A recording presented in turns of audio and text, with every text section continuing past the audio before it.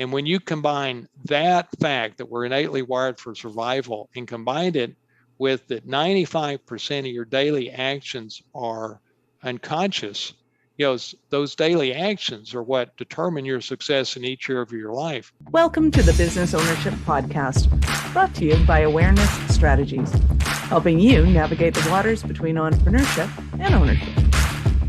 Hey there, peeps. This is Michelle Nedelec, and I am super glad that you're here with us today because I am here with my amazing guest, John Mitchell. John, thank you so much for being here with us today. Hey, Michelle, I'm glad to be here. Awesome. So give everybody the 5,000-foot view of who you are, what you do in a nutshell. Well, really? I live in Austin, Texas, and I teach the science of creating success at the University of Texas. And I teach something that caused my income to go up by 25 times what it was the prior 20 years. And so I teach this superpower that takes 12 minutes a day to acquire to high achievers and driven people. Awesome. I love that. So how did you get into teaching the science of success? Well, by being unsuccessful at 50, essentially. I would hardly say you were unsuccessful at 50. So, certain standards here, because a lot of people, when they go, oh, yeah, I increased my income by 25 times, it's like, well, yeah, it's really easy to double $1.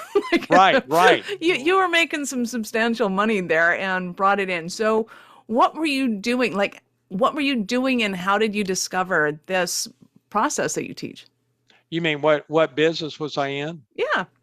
Well, in my 30s and 40s, I was in like 7 different businesses, and like I said, I'd net 200,000-300,000 a year, but when I got to be 50, I did the math, and I'm like, I need to start netting $1 million a year, as materialistic as that sounds, because I saw that's what it would take to have real freedom and to create the exceptional life. And so, that made me feel at 50 that the way I'm doing life in working, because there's a disconnect between my efforts and my results. And so that was the genesis for going, I got to find a different way of doing life here. Awesome. Well, and I would think that most people making 200, 300,000 a year are going, yeah, this rocks. I've got this. I have made my pinnacle. So what was really going on for you that wasn't enough? Because I totally get it, but I just want to, most people are aspiring to get that. The average income in the US right now is what, $60,000, $70,000 a year? Right. And they're paying 50% taxes on that. So when you're making 300,000, how is that not the pinnacle? What was going on at that time? Well, when I turned 50, not only feeling that scarcity of time of that decade birthday, but my mom was dying of pancreatic cancer. And, every day I would go to the hospital and see her after work, and I'd spend a couple of hours with her. And then I would walk out of the hospital and I'd go in that dark, cold parking lot, and I'd get in my car, and Michelle, I would just cry my eyes out every night. And this goes on for like 6-7 weeks, every night, crying my eyes out. And what was going on was, obviously I was feeling the pain of losing my mom, but I also was seeing that, my mom and Dad gave me all the advantages. They sent me to Jesuit High School in Dallas. And I was just, all I had was the average life. And I wasn't making a dent in the world. I wasn't doing good for other people. I just felt like I owed more to my mom than I was giving. And I see today that was the fuel that made me go deeper in Think and Grow Rich than maybe anybody else on the planet. And so that's what was sort of going on. Oh, that's awesome. So in those moments, how did you go, hey, I need to find Think and Grow Rich? That doesn't usually just pop into people's heads. How did you come to that conclusion?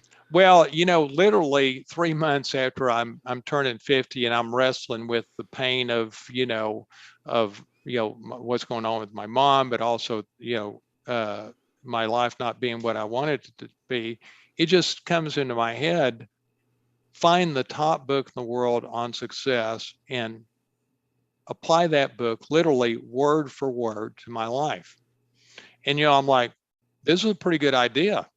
But then I'm like, well, and so I get up. I remember laying in bed and that coming to me, and I get up and I go, well, let's see what the top book in the world on success is, because I wasn't sure that it even existed.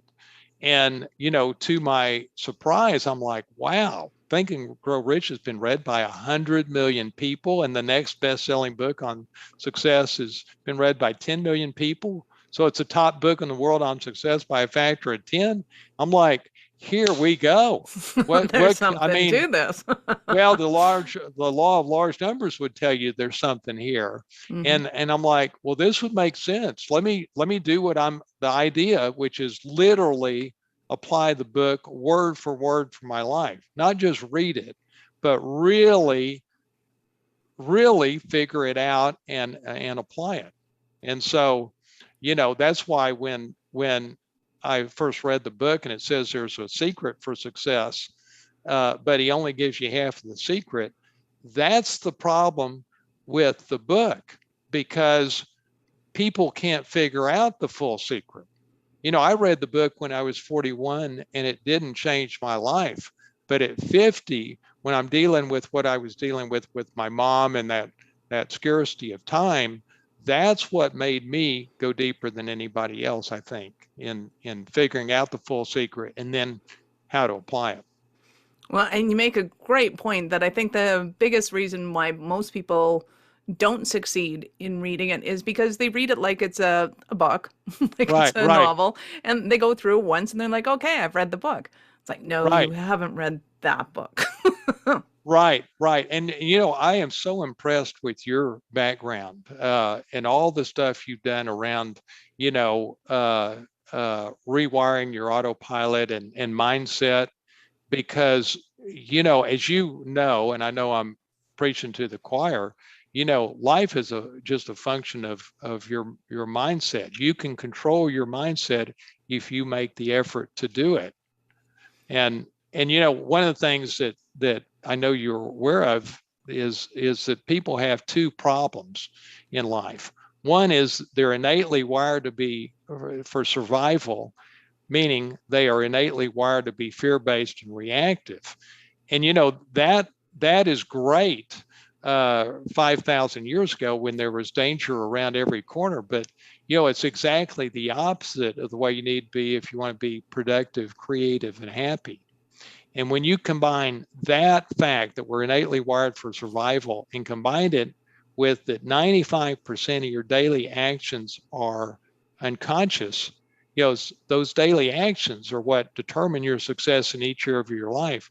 The fact that they're unconscious and they're innately wired to be fear-based and reactive, that's the problem. And the only way you can fix that is to overlay programming each day that essentially cancels out the survival programming and puts the success programming in its place. I love that. And I know that for the most part, well, in my experience, it's usually business owners that will go and read that because they know that they have this ability to be able to run the company, to be able to direct their results. And they know that, hey, if there's something missing in my way of thinking, I got to better fix this real quick.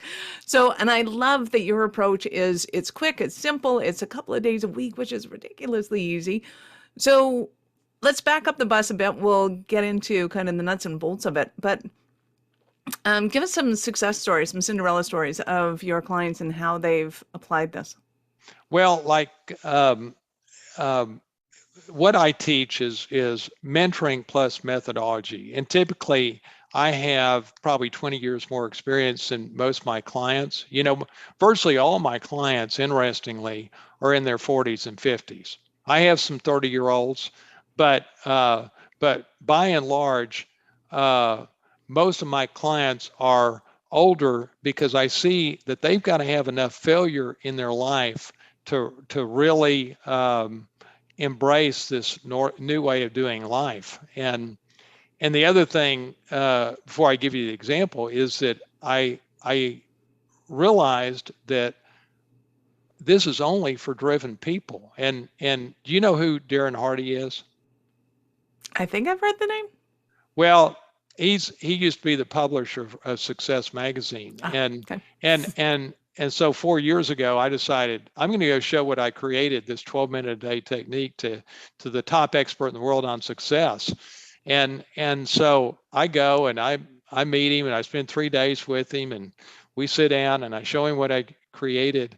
And he says, well, John, this is really good, but people aren't going to spend 12 minutes a day on this. And I'm like, well, Darren, What?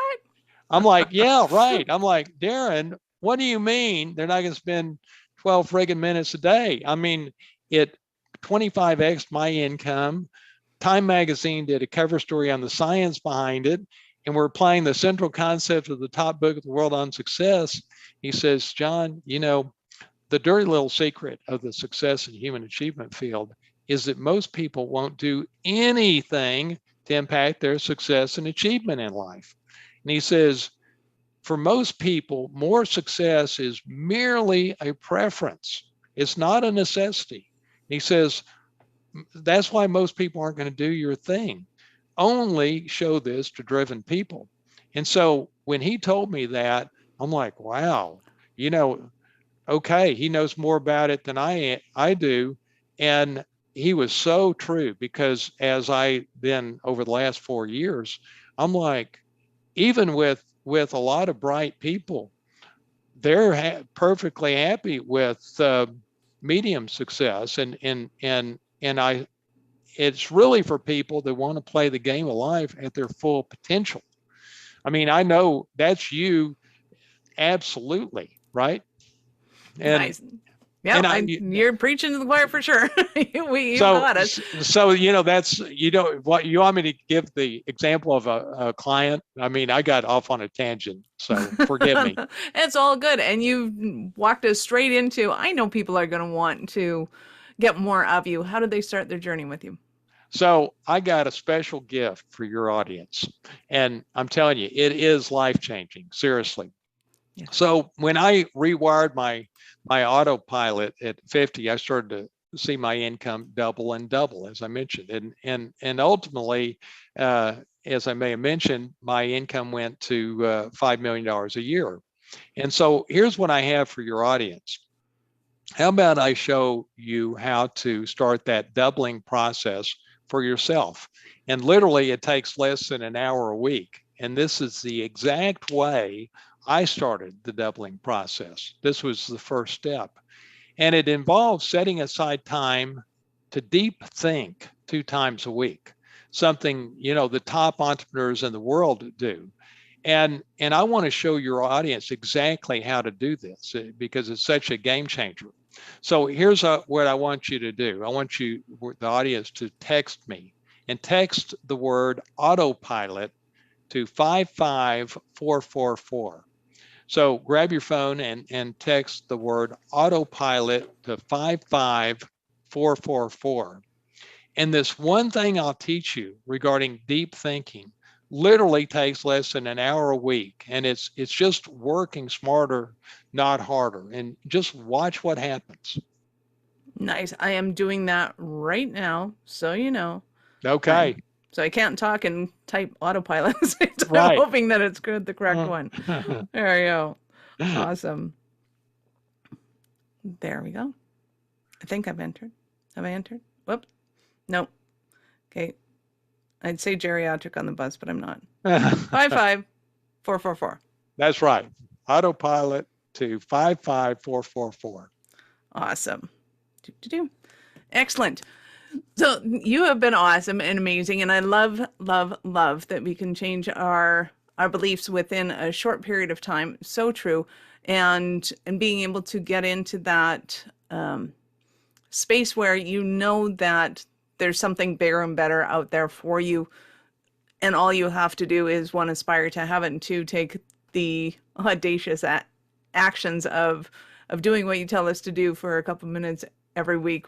Fabulous. I love that. So thank you so much for your time, John. I appreciate it immensely. But before I let you go, I do have to ask you, at what point in life did you know that you were special, kind of crazy enough to think that you could become an entrepreneur? It happened when I was in my late 20s. I started out as a CPA, and Michelle, by the time I got to be like 28, I'm like, oh my God, I do not want to be an accountant all my life. And I knew I wanted to be at that point, I knew I wanted to be an entrepreneur. And so I launched into being an entrepreneur at 30. Wow. Nice. I'm assuming it wasn't all easy and fairy tales, but then, you hit 50 and all of a sudden things came about. So there's hope for everyone that's still flailing before 50. It's all good. Well, but I'll say this, Michelle, because I had so much disconnect between my efforts and my results in my 30s and 40s. I'm like, there's just a better way to do life. And what's funny is I think back on it now and I go, because I was always looking for that success formula. Like if you did this, if you just did whatever this is, that you would be successful. And by the time I hit 50, I'm like, I've been looking for this success formula for 20 years and it doesn't exist because I've been looking. And what's ironic is now I look back and go, isn't it interesting that the success formula was in the most likely place, the top book in the world on success. It just wasn't on the top. It was buried deep inside that book. And so I just find that ironic. It is indeed. I think it's one of those things in life where if it comes too quote unquote easily to you, then you don't appreciate the lessons behind it, and you can't take advantage of it. But when you have to work for it a little bit, you have to strive to get in there. Then all of a sudden it comes to you, and you're like, yes, that was so worth it. That was awesome. Right. Awesome. John, you've been absolutely amazing. Thank you again so much for your time. I know how valuable it is. Any last words for our peeps? I think the only last word is that your life is precious. And I have a quick story. I became a grandfather here recently, and we're over at my stepdaughter's house, and Ginger's with me, and they put the little baby in my hands and they walk away. And so I'm holding this little boy and I'm looking at him, and Michelle, tears are coming down my face because I'm like, wow, how precious life is. And this little boy is going to live for 100 years. And I'm like, his success in life is going to come down to him grabbing a hold of his life and making it what he wants and controlling his ongoing mindset. And so I share that story because your life is precious. And if you feel the scarcity of time, you got to step up and change your life if it's not what you want. If it is what you want, savor every moment. And so that's maybe my lesson for the day. Nice. I love that. Absolutely. Awesome. Thank you, John. And thank you, peeps, for being here today and listening to us. We look so forward every day to helping you to grow and scale your business. If there is any questions you have, any topics you'd like me to discuss, please reach out to me at michelle@awarenessstrategies.com or on Facebook and LinkedIn. I'd love to hear from you.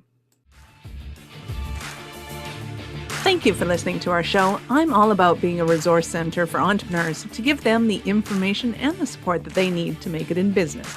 As such, the notes for this show can be found at our website at awarenessstrategies.com/blog.